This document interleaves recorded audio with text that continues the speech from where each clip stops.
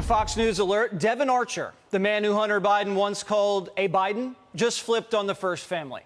And it's bad. Archer, who's been in Ukrainian board meetings, Chinese dinners, to the Biden family beach house, is saying that Joe Biden was on the phone with Hunter and his foreign business partners at least 20 times. 20 times. Archer says it was to sell the Biden brand. And Hunter described the Biden brand as gold. Here's how it worked. President Barack Obama would assign Joe Biden a country to handle. And when Biden was assigned to a country, a dirty company with a lot of problems in that country would hire Hunter Biden because they needed something from Joe Biden. Hunter would have dinner with some crooked foreign kleptocrat, and in the middle of dinner, he'd say, "Hey, let's call my pop." He'd get his dad on the phone, put it on speaker, and Joe Biden would say hello to Hunter's business partners. And that was what the business partners were paying for, that phone call. They were paying Hunter because he could get Joe Biden on the phone like that. And everywhere Joe went, Hunter got paid. And Joe delivered. Devon Archer told House investigators today that the corrupt Ukrainian gas company, Burisma, only hired Hunter so his father, Joe, could get the prosecutor investigating them fired. Devon Archer testified Hunter was with the crooked Ukrainian CEO when he called D.C. to demand Joe Biden fire the prosecutor. 3 days later, Joe Biden flew to Ukraine and got the prosecutor fired and then bragged about it. This is what Democrats impeached Trump for probing. Devon Archer also testified that Hunter pulled the same move with other fat cat foreign execs.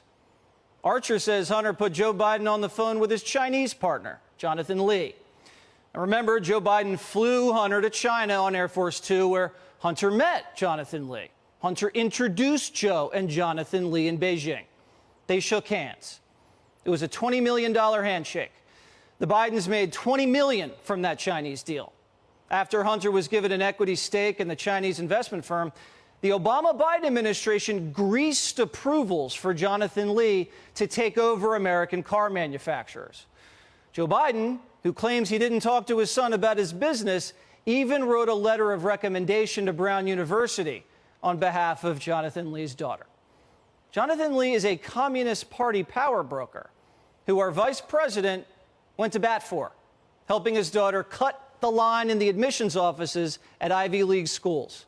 Why? Because his family was getting paid. Devon Archer also testified that Vice President Joe Biden personally met with a Russian billionaire, Elena Batrina, back in 2014 while VP at Cafe Milano in Georgetown. Joe Biden had dinner with her, and a month later, the Russian billionaire wired Hunter Biden $3.5 million. Now, Democrats say Joe Biden had no idea who he was talking to.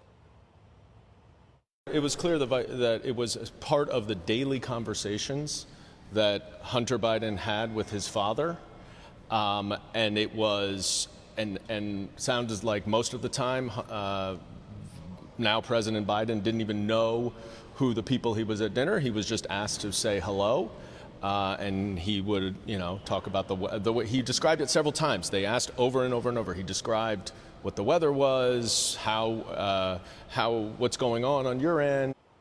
The Democrats went from the laptop's Russian misinformation to Biden was having dinner with Hunter's business partners, but all they talked about was the weather. Now, when I eat dinner, it's usually at least an hour. I'm there for 3 courses. You can talk weather for maybe 5 minutes tops. But Biden's talking to a Russian billionaire about the weather the whole dinner? What's it like in Moscow? It's cold. Biden's had meetings at Cafe Milano with the Russians, the Ukrainians, the Mexicans, Kazakhstanis, even the Greeks, all Hunter's business partners. You're saying Joe Biden talked about the weather the whole time and had no idea who he was having dinner with?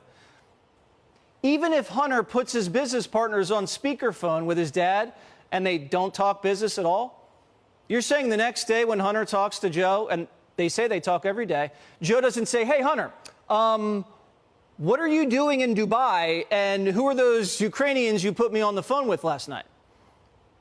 Come on. The Biden family was selling access to Joe. The phone call, even if it was weather-related, was the access. And Biden always delivered on the back end. The Chinese and the Ukrainians got what they wanted out of Biden. Even the Russian lady who bribed Hunter $3.5 million, Joe Biden left her off the sanctions list. The one Russian billionaire not on the sanctions list happens to be the same one who paid the Biden family millions of bucks. But the Democrats say, what was Joe Biden supposed to be, rude and not say hello to Hunter's corrupt foreign business partners? Clearly he talked, whether about the weather or whatever, but he said specifically that he's never talked to them. Doesn't this contradict? He never said that he has never spoken to anyone. He said that he had nothing to do with Hunter Biden's business dealings. If he says hello to someone that he sees his son with, is he supposed to say, hi, son? Oh, no, I'm not going to say hello to the other people at the table or the other people on the phone.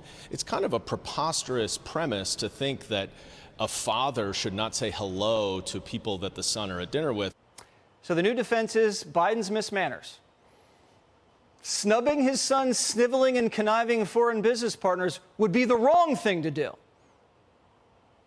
Now, we know that Hunter Biden brought his sleazy business partners to the Obama White House over 100 times.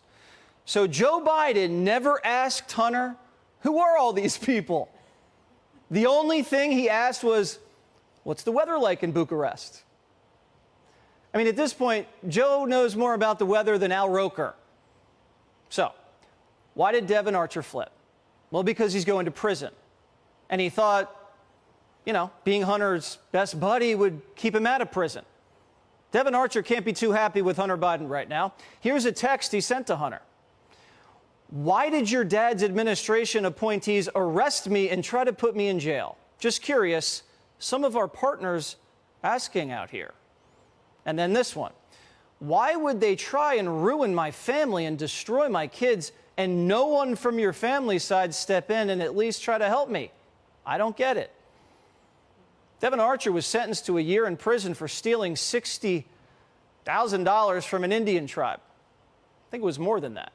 Hunter Biden was a part of that deal and was the only one not to get indicted. Once again, everybody in Biden's orbit arrested, in prison, or they're missing. And before Devon Archer's testimony, Biden's Department of Justice sent a threatening letter to Devon Archer's judge telling him it's time for Devon to report to prison soon. This comes on the heels of us learning about another House Republican that says Biden's got foreign bank accounts. They're under investigation. Listen.